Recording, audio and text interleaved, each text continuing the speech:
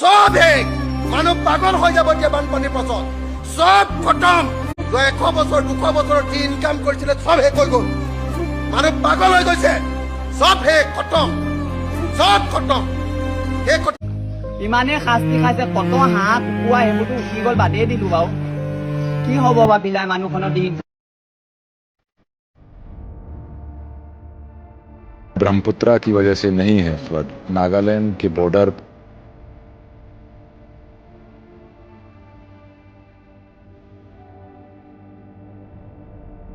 Welcome back to my YouTube channel guys. আজিৰ ভিডিঅ'টো একেবাৰে এটা বেলেগ টপিকত বনাইছো যেহেতু আপোনালোক সকলোৱে জানে যে গোটেই অসমত বানপানী কেনেকুৱা এটা ৰূপ ধৰিছে শিৱসাগৰ যোৰহাট গোটেইবিলাক বানৰ কবলত তেনেকুৱা এটা পৰিস্থিতিত আমাৰ চৰকাৰে কি কৈছে আৰু ৰাইজে কি গম পাই আছে আৰু আমাক কি জানিব দিয়া হৈছে গোটেইবিলাক সকলো সঁচা তথ্য আপোনালোকৰ আগত ফাদিল কৰিম কাৰণ আমাৰ পৰা বহুত বস্তু লুকোৱা হৈছিলে প্ৰত্যেকটো বস্তু আপোনালোকক জনাম তো ভিডিঅ'টো স্কিপ নকৰাকৈ শেষলৈকে চাই থাকিব ইন্ট্ৰো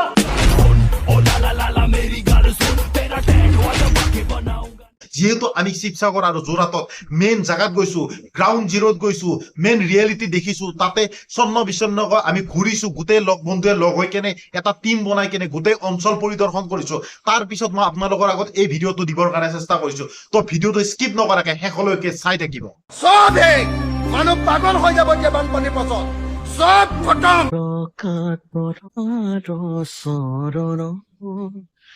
প্ৰথম আমি সোশ্যাল মিডিয়াত যেতিয়া বানপানীৰ কথা গম পালো গম পাই কিনে আমি যেতিয়া চালো তেতিয়া আমাৰ মনত এনেকুৱা এটা ফিল হ'ল বোলে যে অসমতো এনেকুৱা বানপানী হৈয়ে থাকে উজনিতে হওক নামনিতে হওক আমাৰ ইয়াতে বানপানী হৈয়ে থাকে তো সাধাৰণভাৱে আমি সেইবিলাক ইগনোৰ কৰিলো কিন্তু যেতিয়া বানপানী আচল ৰূপটো দেখা পালো যে শিৱসাগৰত মানুহৰ ঘৰৰ ওপৰেদি পানী গুচি গৈছে কাৰোবাৰ বিল্ডিং পৰ্যন্ত ডুব গৈছে তেতিয়া আমাৰ মনত এনেকুৱা এটা ভাৱ আহিল যে এনেকুৱাতো অসমত আগে পিছে হোৱা নাই এনেকুৱা হোৱাৰ কাৰণ কি তাৰপিছত লগালগ নেক্সট দিনা চৰকাৰৰ ফালৰ পৰা এটা জাননী দিয়া হ'ল যে শিৱসাগৰৰ যোৰহাটত যি বানপানী হৈছে সেয়া ক্লাউড ব্ৰাষ্টৰ কাৰণে হৈছে কিন্তু আমাৰ তেতিয়া মনত অলপ ডাউট হ'ল বোলে যে অসমতো আগে পিছে ক্লাউড ব্ৰাষ্ট হোৱা নাই এইবিলাক বস্তু ক'ৰ পৰা আহিল তো আমাৰ মনত সন্দেহ হ'ল আৰু সকলো ৰাইজৰ মনত সন্দেহ হ'ল যেতিয়া আমি সঠিক তথ্যবিলাক আমি ভালদৰে বিশ্লেষণ কৰিব চালো তেতিয়া এই উৰহীৰ উৰবিলাক গম পোৱা গ'ল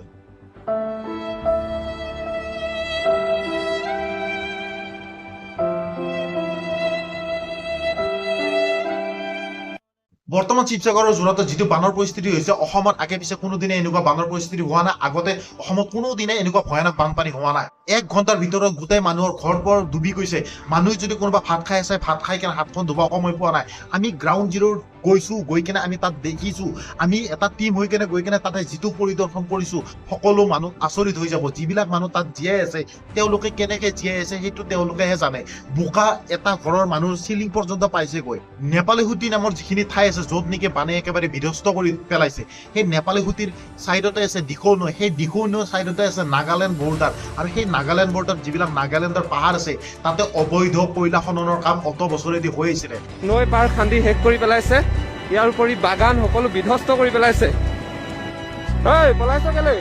আৰু এই নিচেই কাষৰতে বাগান আছে সেই নাগালেণ্ড পাহাৰত অবৈধভাৱে কয়লা খনন চলি আছিল তাৰ লগতে তাতে যিবিলাক বালি মাফিয়া এইবিলাক চলি আছিল এইবিলাক মাইনিং হৈছিল সেইবিলাকৰ কথা চৰকাৰক আগতে কোৱা হৈছিল চৰকাৰক জনোৱা হৈছিল অলৰেডি দেৱব্ৰত শইকীয়া ডাঙৰীয়াই 2018 চনত এখন PIL ফাইল কৰিছিলে কিন্তু এইবিলাক খবৰ আমি গম নাপাওঁ আৰু আমি নোপোৱাৰ মেইন কাৰণটো হৈছে যে আমাৰ মেইন ষ্ট্ৰীম মিডিয়াই আমাক সেইবিলাক জানিব নিদিয়ে সেইবিলাক তথ্য নিদিয়ে সেই কয়লা খননৰ ফলত যিবিলাক ডাঙৰ ডাঙৰ গাঁত হৈছিলে সেই পাহাৰবিলাকৰ ওপৰত সেই গাঁতবিলাক পানী সোমাই তাতে ভৰ্তি হৈ গৈছিলে আৰু এটা টাইমত যেতিয়া হিচাপতকৈ বেছি পানী হৈছিলে বেছি বৰষুণ দিছিলে তাৰপিছত ফুপুলা সেই পাহাৰবিলাকৰ ভিতৰত পানী সোমাই এটা টাইমত সেই পাহাৰখন ব্ৰাষ্ট হৈ গৈছিলে আৰু যেতিয়া সেই পাহাৰখন ব্ৰাষ্ট হৈ গৈছিলে সেই পানী আহি ডাইৰেক্ট দিখৌ নৈত পৰিছিলে আৰু দিখৌ নৈত পৰি সেই দিখৌ নৈৰ পৰা বোকা পানী যি আছে চব ওলাই লৈ গৈ মানুহৰ ঘৰ বাৰী গোটেই ডুবাই পেলাইছে চাওকচোন এখন গাড়ী কেনেকৈ পলসত ডুব গৈ আছে একদম পুৰা হেঁপাহৰ গাড়ীখন মানুহে এতিয়া চাফা কৰিছে কৰিলে কি হ'ব গোটেই পলসত ডুব গৈ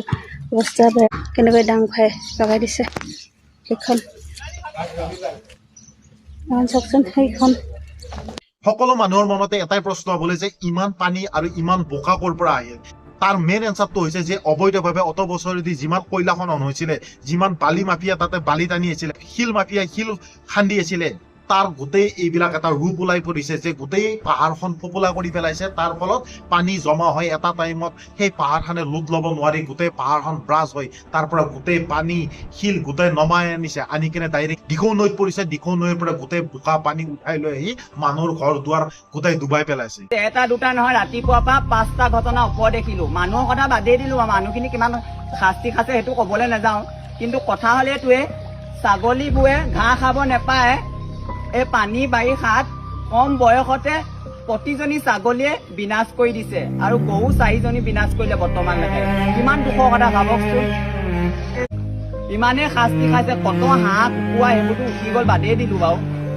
কি হ'ব বা বিলাই মানুহখনৰ দিন ধান গা চাওকচোন। আমি নিজে গ্ৰাউণ্ড জিৰ'ত গৈছো, গৈ আমি পৰিদৰ্শন কৰিছো। আমি চাইছো যে তাতে কেনেকুৱা বানৰ পৰিস্থিতি, কেনেকুৱা মানুহৰ জীৱনৰ হাহাকাৰ। আমি চাইছো যে মানুহ এতিয়া পোত খাই আছে, ওলাব পৰা নাই, তেনেকুৱা এটা পৰিস্থিতি হৈছে। কিন্তু আমাৰ বতৰ বিজ্ঞানী কেন্দ্ৰই যিদিনা সেই বৰষুণটো হৈছিল, নন ষ্টপ বৰষুণ হৈছিলে, আমাৰ বতৰ বিজ্ঞানী কেন্দ্ৰ ওলাব বুলি গম পাইছিলে, কিন্তু তেওঁলোকে কোনো সতৰ্কবাণী সেই অঞ্চললৈ প্ৰেৰণ কৰা নাছিলে। আৰু যিদিনা প্ৰথম বানপানী হৈছিল, বানপানী হোৱাৰ নেক্সট দিনা যেতিয়া পানী মানুহ ঘৰৰ ওপৰেদি গৈছিলে, চৰকাৰে তৎক্ষণাত আমাক কৈছিলে বোলে যে ক্লাউড ব্ৰাছ হৈছে। ক্লাউড ব্ৰাছ হ'ব লাগিলে 100 মিলিমিটাৰলৈকে বৰষুণ হ'ব লাগিব, কিন্তু ইমান বৰষুণ হোৱা নাছিলে। নেক্সট দিনা তাৰ সঠিক তথ্য ওলাই গৈছে, কাৰণ অলৰেডি তাৰ ওচৰৰ মানুহখিনিয়ে সেই কথাটো গম পায় যে নাগালেণ্ডত অবৈধ কয়লা খনন অত বছৰেদি হৈ আছে, আৰু তাৰ কাৰণে এই গোটেইবিলাক বানপানীৰ এই ভয়াৱহ ৰূপটো আমি দেখা পাইছো, আমি ভুক্তভোগী হৈছো। আমি গ্ৰাউণ্ড জিৰ'ত গৈ গম পাইছো যে গোটেই অসম তথা গোটেই ভাৰতবৰ্ষৰ পৰা সকলোৱে সহায়ৰ হাত আগবঢ়াইছে শিৱসাগৰবাসী ৰাইজৰ কাৰণে। ভয়াৱহ বানপানীয়ে চাৰিওফালে আক্ৰান্ত কৰিছে। এতিয়া নিমাইজানৰ বিস্তৃত অঞ্চলৰ মাজত আছো, আৰু ইয়াত যথেষ্ট ভিতৰুৱা অঞ্চল যিবোৰ আছে, এই দুটামান দিনৰ পৰাহে তেওঁলোকে সাহায্য পোৱা আৰম্ভ কৰিছে। আগৰ সময়ছোৱাত বহু বেছি পানী আছিলে কাৰণে যোগাযোগৰ ব্যৱস্থা অতি দুৰ্বল হোৱাৰ কাৰণে বা সেই অঞ্চলত আমি খবৰ খাতি নোপোৱাৰ কাৰণেও কিছু অসুবিধাৰ সন্মুখীন হৈছিলে। কিন্তু এতিয়া এই অঞ্চলসমূহত সকলো ৰাইজে সা সুবিধাও পাইছে। যিমান দিলেও যিমান কৰিলেও যেনেকুৱা পৰিস্থিতি হৈছে, যেনেকুৱা ভয়ানক পৰিস্থিতি হৈছে, গোটেই জীৱন ধৰি যিমান সম্পত্তি গঢ়িছিলে তেওঁলোকৰ প্ৰত্যেকটা সম্পত্তি নাশ ধ্বংস হৈ গৈছে। এইবিলাক তেওঁলোকে ঘূৰাই পাবলৈ কিমান বছৰ লাগিব কোনো ঠিকনা নাই। চৰকাৰে কিমান দিব, ৰাইজে কিমান দিব, ৰাইজে বা চৰকাৰে বস্তু বা ঘৰ চৰ বনাই দিব পাৰিব, কিন্তু তেওঁলোকৰ যিবিলাক প্ৰাণ হানি হৈছে, জীৱ জন্তুৰ হানি হৈছে, মৃত্যুমুখত পৰিছে, এইবিলাক কোনোদিনে তেওঁলোক ঘূৰাই দিব নোৱাৰে। আমি ইমান দিনেদি গোটেইবিলাক পৰ্যালোচনা কৰি গোটেইবিলাক চাই চিতি গ্ৰাউণ্ড জিৰ'ত গৈ আমি এটাই কথা গম পাইছো, এইটো নেচাৰেল ডিজাষ্টাৰ নহয়, এইটো man made disaster. It's a 100% man made disaster. চব শেষ, মানুহ পাগল হৈ যাব এতিয়া বানপানীৰ পাছত, চব খতম। যাৰ মানুহৰ প্ৰাণহানি হৈছে, আমি তাত গৈ গম পাইছো এঘৰ এঘৰ মানুহৰ কিমানলৈকে বোকাই দি পোত খাই আছে। তেওঁলোকে সেই সাধাৰণ জীৱন ঘূৰাই পাবলৈ কিমান দিন সময় লাগিব তাৰ কোনো ঠিকনা নাই। মানুহে খাদ্য বস্তু দিব পাৰিব, মানুহে টকা পইচা দিব পাৰিব, কিন্তু সেই ঘৰখনত যিমানবোৰ স্মৃতি আছিলে, যিমানবোৰ সপোন আছিলে, সেই ঘৰখনত থাকি গ'লে সেইবিলাক কোনোদিনে কোনো ঘূৰাই দিব নোৱাৰে। ল'ৰা ছোৱালীৰ ডকুমেণ্টছ, কিতাপ পত্ৰ গোটেই ধ্বংস হৈ গৈছে। এজন সৰু বাচ্চা সৰুৰ পৰা ডাঙৰ হোৱালৈকে এটা ঘৰত যিমান স্মৃতি থাকে গোটেই স্মৃতি শেষ। তুলিৰ পৰা আদিৰ পৰা যত যিমান গোটেই জীৱন ধৰা সম্পত্তি গঢ়িছিলে গোটেই সম্পত্তি ধ্বংস।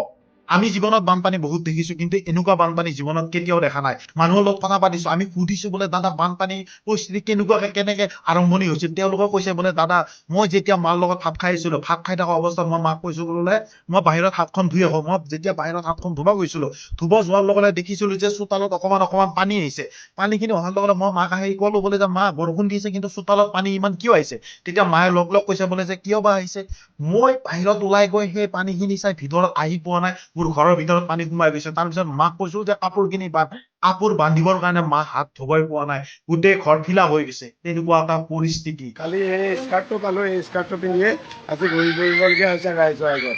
তো আপোনালোকে যদি পাৰে আমাৰ এই হোলাংগাটলিকা প্ৰায় মানুহৰ কাপোৰে কানিয়ে চব উঠি গৈছে। আপোনালোকে পাৰিলে অলপ সহায় কৰক, কাপোৰ কানি আৰু খোৱা ব্যৱস্থাটো আপোনালোকে যদি কৰি দিব পাৰে। এজন একেবাৰে সৰু ল'ৰাই তাৰ সেই কুকুৰটো বচাবলৈ গৈ কেনে নিজৰ জীৱনটো শেষ কৰি দিলে, নিজৰ প্ৰাণটো শেষ কৰি দিলে, কিন্তু কুকুৰটো বচাই থৈ গ'ল। কিমান মানুহ এতিয়ালৈকে বিচাৰি পোৱা নাই। এইবিলাক কোৱেশ্যন মানুহে কাক কৰিব? 100% চৰকাৰক কৰিব। চৰকাৰক দোষাৰোপ কৰা নাই, কিন্তু চৰকাৰক কোৱেশ্যন কৰিব পৰা অধিকাৰ আছে। সেইকাৰণে চৰকাৰক সোধে আমাৰ গাৰ্জেন কোন, চৰকাৰ আমাৰ ঘৰ এখনত যেতিয়া মানুহৰ এটা প্ৰব্লেম হ'ব, ঘৰ এখনত যেতিয়া এটা দুৰ্যোগ হ'ব, এটা বিপদ আহিব, তেতিয়া আমি ঘৰত কাক কুৱেশ্যন কৰিম? আমাৰ ঘৰৰ মুৰব্বীজনক কুৱেশ্যন কৰিম। তাৰ মানে আমি ইটো নেকি যে আমি ঘৰৰ মুৰব্বীজনক বেয়া নাপাওঁ, কুৱেশ্যন কৰিম? ঠিক তেনেকুৱা আমাৰ মুৰব্বী হ'ল আমাৰ চৰকাৰখন, গোটেই অসমৰ মুৰব্বী হ'ল আমাৰ চৰকাৰখন। আমাৰ অসমত যেতিয়া বিপদ আহিব, দুৰ্যোগ আহিব, আমি কুৱেশ্যন কাক কৰিম? আমাৰ চৰকাৰক কৰিম। তাৰে কথা এইটো নহয় যে আমি চৰকাৰক বেয়া পাওঁ, তাৰ কথা এইটো যে চৰকাৰখন হ'ল আমাৰ মুৰব্বী, আমাক চোৱা চিতা কৰিবৰ কাৰণে আমি চৰকাৰখন নিৰ্বাচিত কৰিছো। সেয়ে চৰকাৰৰ দায়িত্ব আমাৰ কুৱেশ্যনৰ এনচাৰ দিয়া আৰু আমাক চোৱা চিতা কৰা। জয় আই অসম, জয় জুবিন দা।